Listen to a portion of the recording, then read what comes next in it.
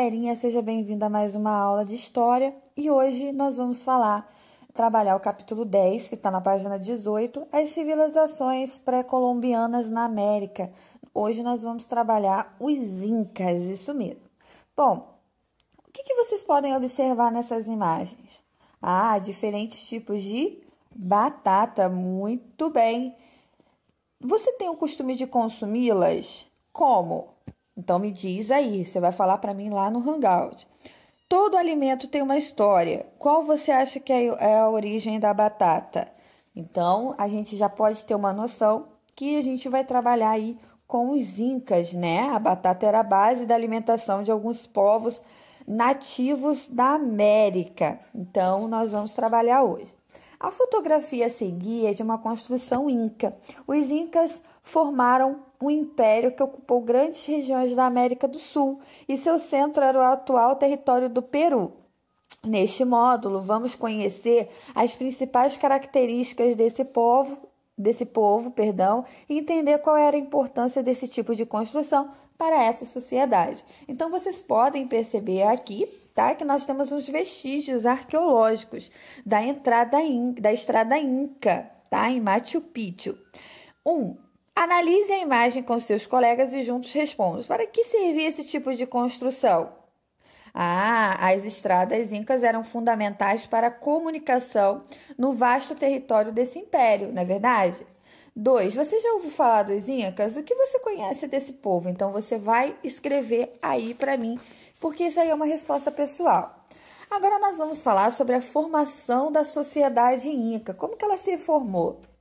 Bom, os incas formaram o imenso império na América do Sul, O centro desse império correspondia ao atual território do Peru.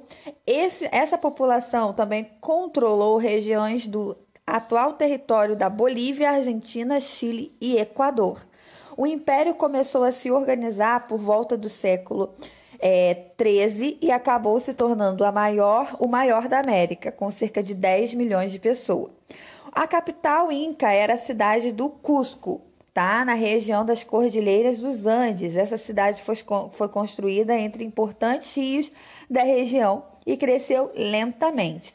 Até o século XV, os incas não tinham controle das regiões vizinhas e disputavam poder com outros povos. Porém, vitórias militares modificaram essa situação e, ao longo do século, os incas passaram a dominar seus vizinhos, conquistando novos territórios no século XIV a XVI.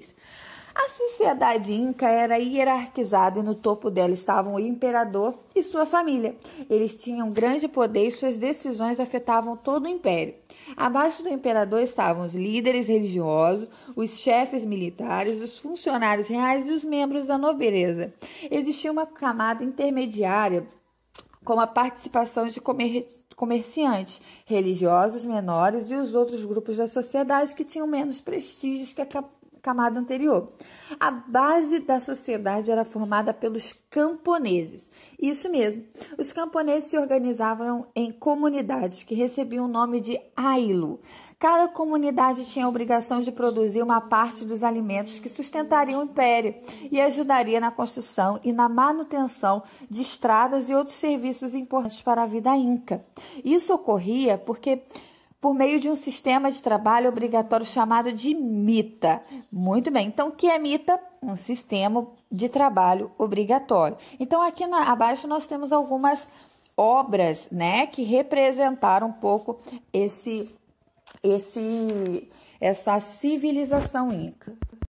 Bom, agora nós vamos falar sobre a organização do Estado e a religião dessa civilização. O Estado inca era organizado de forma centralizada, ou seja, o imperador tinha um poder sobre todo o império. Com isso, ele podia cobrar tributos dos povos conquistados na forma de prestação de serviço. Esses tributos ajudavam na construção de grandes cidades e edifícios importantes, como templos e pirâmides, além de um complexo sistema de estrada.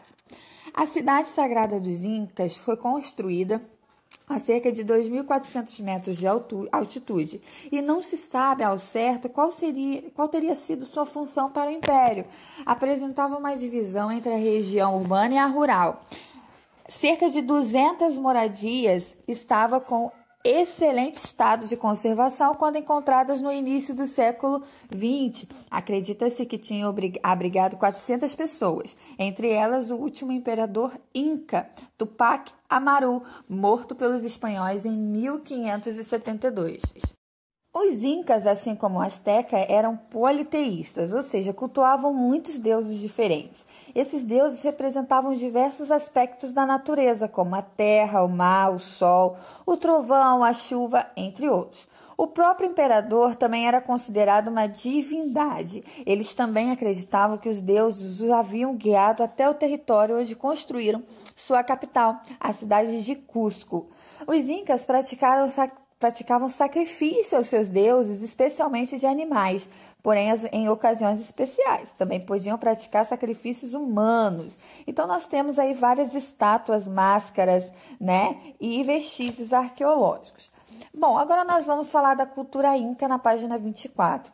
Os incas desenvolveram uma sociedade bastante complexa, isso mesmo. A expansão territorial possibilitou o contato com outros povos e o aprendizagem de novas técnicas e saberes. A agricultura era a base da sociedade inca, que produzia vários alimentos como diversos tipos de batata e batata doce, milho, amendoim, quinoa, mandioca, tomate, pimenta.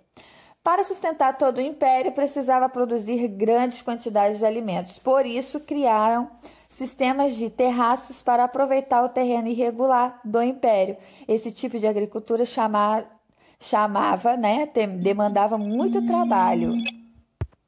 Demandava muito trabalho e organização, o que foi possibilitado pela estrutura política do império. Gente, fazer, através de sistemas de terraço, são essas partes aqui, ó, como tipo escadas, tá? Que vocês podem estar vendo aí na foto, tá? Além disso, os incas dominavam técnicas para a produção de objetos de metais preciosos, como a prata, produziam vestimentas, ferramentas e armas. Eles também criavam animais, especialmente a lhama e a alpaca. Os conhecimentos profundos do povo inca sobre astronomia e matemática contribuíram para o desenvolvimento de técnicas complexas de arquitetura. Isso possibilitou a construção de grandes prédios, como as pirâmides, utilizadas como templos para cultuar deuses. Isso mesmo. Bom, nós temos um pontinho aí que está falando sobre muitos alimentos consumidos pelos incas se tornaram comuns em nossa alimentação. Escolha um deles e, com a ajuda de um adulto, pesquise uma receita que o utilize. Registre a receita no espaço a seguir e depois represente sua pesquisa aos colegas. Bom, além da pesquisa, vocês também vão ter que fazer um vídeo fazendo a receita com o alimento que vocês escolheram, tá? Então, vocês vão gravar esse vídeo e vão mandar para a tia. Esse trabalho vai valer 5 pontos. Tá ok? Beleza? Então, vocês vão gravar um vídeo fazendo uma receita com o alimento utilizado pelos incas de antigamente. Então, galerinha, não deixe de fazer. Se deixar de fazer, vocês irão perder 5 pontos. Tá ok? Mas pra frente eu explico mais um pouquinho. As estradas incas. Para administrar seu grande império, os incas criaram um sistema bastante complexo de estradas. Isso mesmo, e de transmissão de informação. Naquele período não havia tecnologias como as que existem atualmente para comunicação com pessoas em locais afastados. Por isso, para enviar uma ordem a alguém em uma região distante do império, era necessário que os indivíduos se deslocassem e transmitissem as ordens do imperador. O ponto de partida da entrada inca era a capital do império, a cidade de Cusco. De lá partiu diversos caminhos para regiões diferentes da América do Sul, parte dos atuais territórios da Colômbia, Equador, Peru, Bolívia, Argentina e Chile. Essas regiões apresentam grandes diversidades climáticas e ambiental. Por isso, os incas precisavam adaptar suas construções de acordo com o território. É isso mesmo, o que demonstra o grande desenvolvimento técnico desse povo. Então, nós temos no mapa aí, abaixo, um pouco sobre o Império Inca, aonde que ele se fazia presente. Na página 27, diz o seguinte: os indivíduos responsáveis pela transmissão de mensagem eram chamados de chasquis. E poderiam ser comparados com os carteiros atuais. Eles recebiam as ordens que deveriam ser transmitidas e precisavam viajar em grande velocidade pelas estradas. Como os incas não tinham um sistema de escrita, o chasqui precisava decorar as ordens para transmiti-las depois. Além disso, como o caminho inca era marcado por subidas e descidas e regiões frias e quentes, os chaquis precisavam estar sempre prontos para enfrentar todo tipo de dificuldade. Estima-se que um chaquis chegava a percorrer 240 km por dia. Para evitar que o cansaço diminuísse a velocidade desses indivíduos, os incas criaram um sistema de paradas chamadas de tambo. Tá? Essas distâncias fixas, os incas construíram casas para o descanso dos chaquis. Beleza? Muito bem. Então vamos lá. A Estrada Real e os chaquis foram muito importantes para a organização do Império Inca. Quais são as principais formas de transmissão de notícias atualmente? Nós temos várias, né? Nós temos internet, televisão, jornais ou aparelhos celulares, né?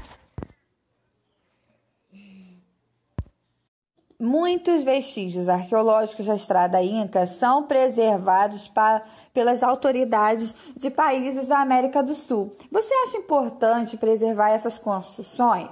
Aí é uma resposta pessoal, né? Então, sim, é importante porque isso permite aos pesquisadores saber mais detalhes sobre a vida desses povos, ok?